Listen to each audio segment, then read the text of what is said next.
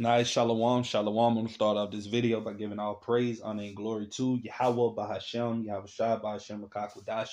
Double honors to the apostles and elders, a great millstone that rule well, that teach well, while learn this truth 100% according to the Bible.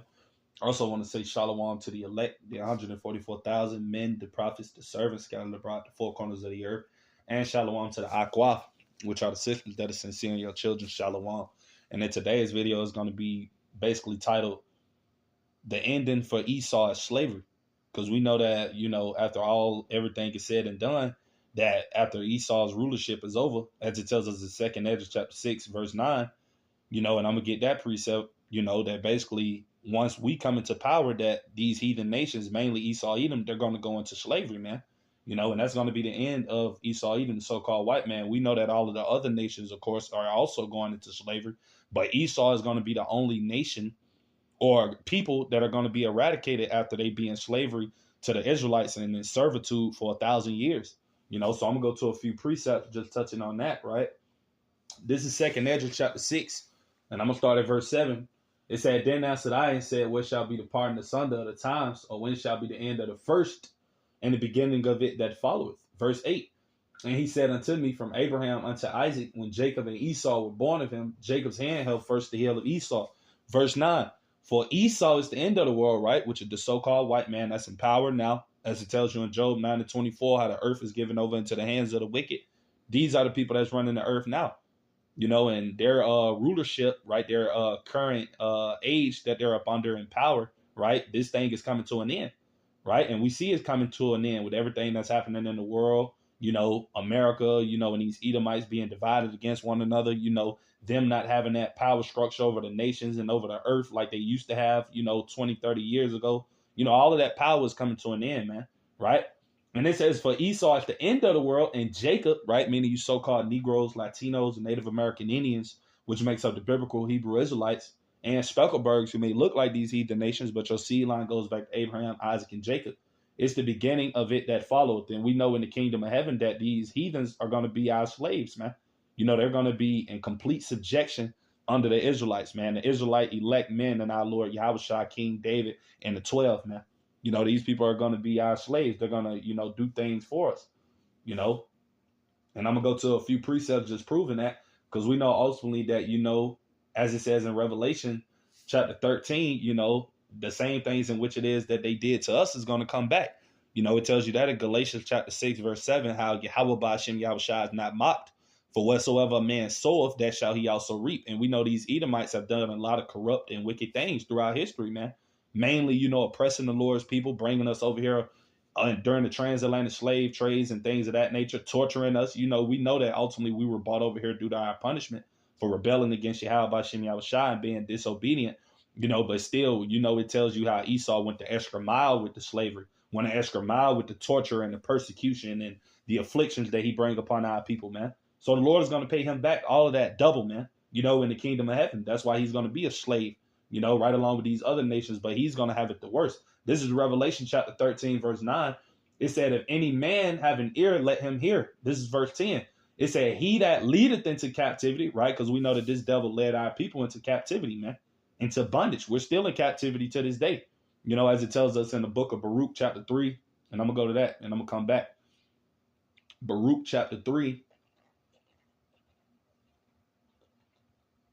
Verse 8, and it says, "Behold, we are yet this day in our captivity, where thou hast scattered us for a reproach and a curse, and to be subject to payments according to all the iniquities of our fathers, which departed from the Lord our power." So we know that ultimately, like I said earlier, we put ourselves in this situation being disobedient, but this devil then went the extra mile with it. He tortured us. He, you brothers and sisters seen all of those old slavery type videos, man, and pictures when this man then hung Jake and cut off our body parts and, made the mother and the wives and the daughters and the sons, do like, it's just a lot of wicked stuff that this man has done, man. And the Lord, he remember all those things, man, and that the day is coming that this man is going to have to pay for all of those things, So this is Revelation chapter 13, verse 10 again from the top. It said, "He that leadeth into captivity shall go into captivity." And what is captivity? They're talking about slavery, man. They're talking about being oppressed and being ruled over. And that's what's soon to come when we come into power. We're going to rule over these nations, man, with a rod of iron, man, And it says, he that leadeth into captivity shall go into captivity. He that killeth with the sword, right, must be killed with the sword. Here is the patience and the faith of the saints, man. So, like I said, everything that Esau Edom has obviously done, he's going to get that back, man. You know, of course, we're not going to do all of the wickedness and all of the perverse acts and things that it is he done, because we're not like this man, but he's still going to have to pay for all of the stuff that he's done to the Lord's people, you know. And this is just another precept touching on that slavery that they're going to go in, because we know it's coming soon. The Lord is going to give us power over these heathens. This is I'm going to go to the book of Psalms, chapter 2, in the KJV, right? And I'm going to start at verse I'm going to start at verse 7. It said, I will declare the decree, the Lord, Yahweh Ba'ashem Yahushai, have said unto me, thou art my son, this day have I begotten thee, right? And this is verse 8. Ask of me, and I shall give thee the heathen, right? Who are the heathens? These are the nations, man, that are not so-called Negroes, Latinos, and Native American Indians, and that are not the Specklebirds. Any of these heathen nations, the so-called Moabites, which are the Chinese people, the so-called Ishmaelites, which are the Arabs, the so-called Ammonites, which are the Japanese, the so-called, different types of people, the Hamites, which are the so-called Africans. All of these different nations, man, the Lord is going to give us them for possession, man, in the kingdom of heaven, man. We're going to rule over these people, man, And it says, verse 8 again, ask of me, and I shall give thee the heathen for thine inheritance, and the uttermost parts of the earth for thy possession, man. That's going to be for the elect. Lord's will we be at that number, They're going to receive it on the first go around. They're the first fruits. They're going to be delivered from its destruction, and they're going to get to see the building up of the kingdom of heaven by these heathens, because they're the ones that's going to build up everything for us. We're not going to do nothing in that day. That's why we're going to have slaves. They're going to do everything for us, in which it is just like they got us doing for them now. We got to go on these clocks and, brothers and sisters on jobs, busting their ass to make this devil more richer than he already is. That's going to be us in the kingdom of heaven. It's almost like the movie Trading Places, man. With Eddie Murphy. You remember when Eddie Murphy was poor at first, then the roles reversed was when the so-called white man went into being poor and homeless, and Eddie Murphy would represent Jake, because that's what that story was talking about, basically Jake and Esau. Esau Edom put it in a lot of his movies of, things that he knows to come, man. He know these scriptures. He know that he's going to go into captivity. He knows these things, right? And that's ultimately why you're going to see him come down with that great wrath, as it tells you in Revelation 12 and 12, not trying to go off topic, but that's why he's going to ultimately come with this great wrath, this severe judgment among the people of the Lord, mainly you so-called Negroes, Latinos, Native Americans, especially the men that are in the truth, because he knows what time is coming, right? And it says, I'm going to read verse 8 again from the top. Ask of me, and I shall give thee the heathen for thine inheritance, and the uttermost parts of the earth for thy possession. Verse 9, thou shalt break them with a rod of iron, thou shalt dash them in pieces like a potter's vessel. Right? So that's what we're going to do to these heathen nations, man. They get out of line. They do things that they don't supposed to do. They're being rebellious and things of that nature, because we know how Esau Edom is. That's a proud devil. And even when we got them in captivity, they still some of them going to try to buck up and do what they think they want to do. It's going to be complete subjection. They're not going to get too out of line to where, they're going to revolt against us or anything, but you're going to have some of them that are going to get out of line, and we're going to judge them accordingly, man, depending on what it is they do. It's going to be complete righteousness, man, in the kingdom of heaven. All right. So I'm going to go to another precept, just touching on them being our slaves in the kingdom, man, because that's what's coming. This is Psalms chapter 149, and I'm going to start at verse 5.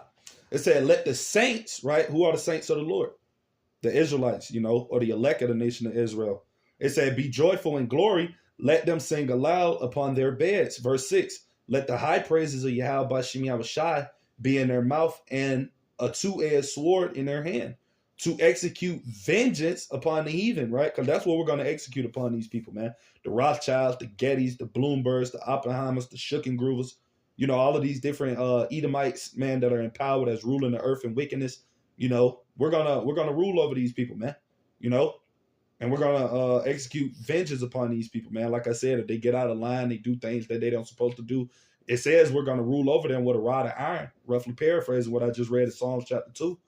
You know, so it's going to be straight order in the kingdom of heaven, man. Ain't no going to be getting out of line from these Edomites and none of that. If they do, then we're going to, you know, Lord's will, we be the elect, you know, we're going to have spiritual power in that time. So guess what? We'll be able to, you know, man, hey, the Lord said to meditate terror, man. You know, that's what we're going to do. We're going to meditate terror against these damn devils, man, in the kingdom of heaven, right? We're doing it now, but in the kingdom of heaven, we're really going to, you know, do these things. Lord's will, we be the elect, you know. But like I said, again, everything is going to be in order, of course.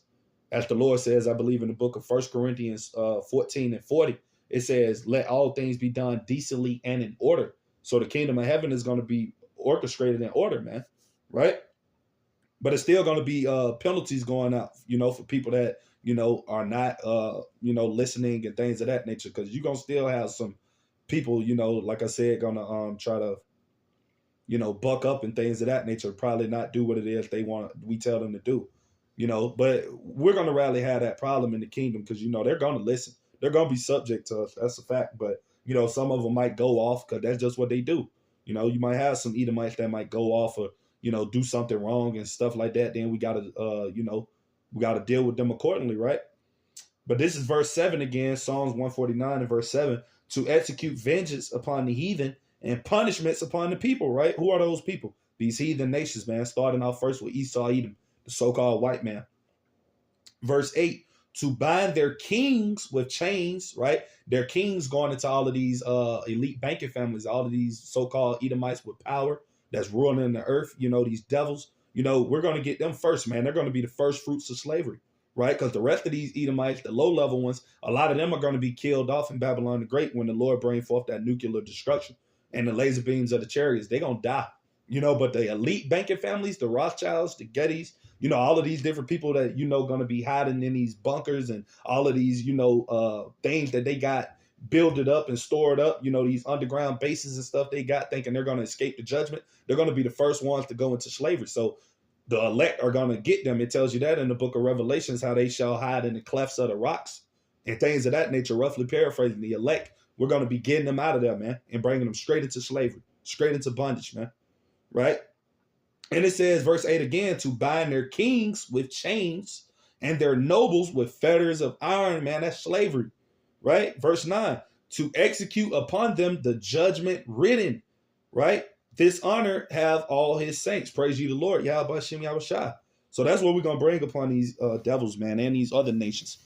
You know, they're going to be in slavery, man, under the Israelites. And we know what's going to happen ultimately to Esau, Edom, the so-called white man, after he did serve the Israelites. After 1,000 years, what's going to be his end, right? This is Obadiah chapter 1, verse 18. And it said, and the house of Jacob, right, you so-called Negroes, Latinos, and Native American Indians, shall be a fire, and the house of Joseph a flame, and the house of Esau, right, so-called white people, for stubble, man, and they shall kindle in them and devour them, and there shall not be any remaining of the house of Esau, for the Lord Yahweh Bahashem Yahushua has spoken it. So like I said, after these devils serve us in captivity for 1,000 years, then there's going to be no more of them, man. You know, all the other nations, you know, they're still going to get their land back and things of that nature, you know, and stuff like that. But we know Esau, the wicked, he was created to be destroyed, man. After he served under us after 1,000 years, then it's going to be over with for him, man. So, you know, that's going to be the end to Esau, Edom, the so-called white man, you know. So, yeah, you know, Lord's willing, this video was edifying, you know, just something quick through the spirit. You know, so with that being said, to the next time, I'm going to say shalom.